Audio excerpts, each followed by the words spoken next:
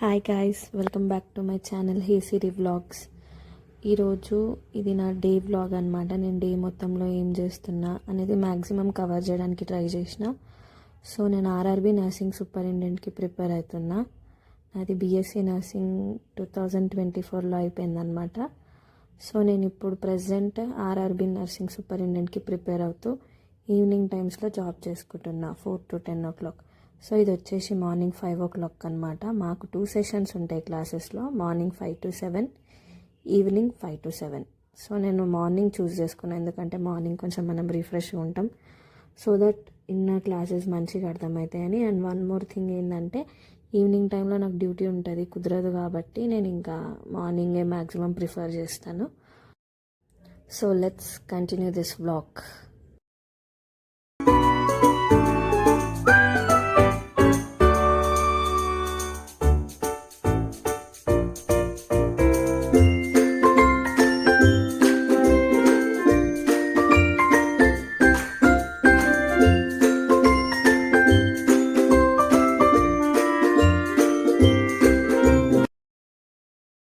So నేను join అయిన అకాడమీలో మాత్రం కంపల్సరీ రన్నింగ్ నోట్స్ అనేది ఒకటి మెయింటైన్ చేసుకోవాలి. సార్ ఒక పక్కన డిక్టేట్ చేస్తూ ఉంటాడు, మనం రాస్తూ ఉండాలన్నమాట. సార్ ఓన్గా డిక్టేట్ చేస్తాడు, ఆయన ఏ బుక్లో నుంచి చూసి రావడం కాదు, చూసి చెప్పడం కాదు. సార్ ఓన్గా డిక్టేట్ చేస్తాడు, ఆయన ఎక్స్పీరియన్స్ నుంచి ఆయన ఒక నోట్స్ మెయింటైన్ చేసుకొని ఆయన డిక్టేట్ చేస్తాడు అనమాట.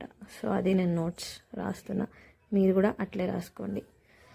సో అయిపోగానే వెంటనే నేను ఇంకా క్లాస్ అయిపోగానే బయటికి వెళ్ళిన అట్లా రిఫ్రెష్మెంట్ కోసం, ఎందుకంటే 5 to 7 నిద్ర ఘోరంగా వస్తుంది ఇప్పుడు చలికాలం అందులో. సో కొంచెం రిఫ్రెష్మెంట్ అయితే బాగుంటుంది అనేసి అలా బైక్ తీసుకొని అలా బయటికి వెళ్ళిపోయినా. అంత ఎంటీగా ఉంది రోడ్స్ అంతా.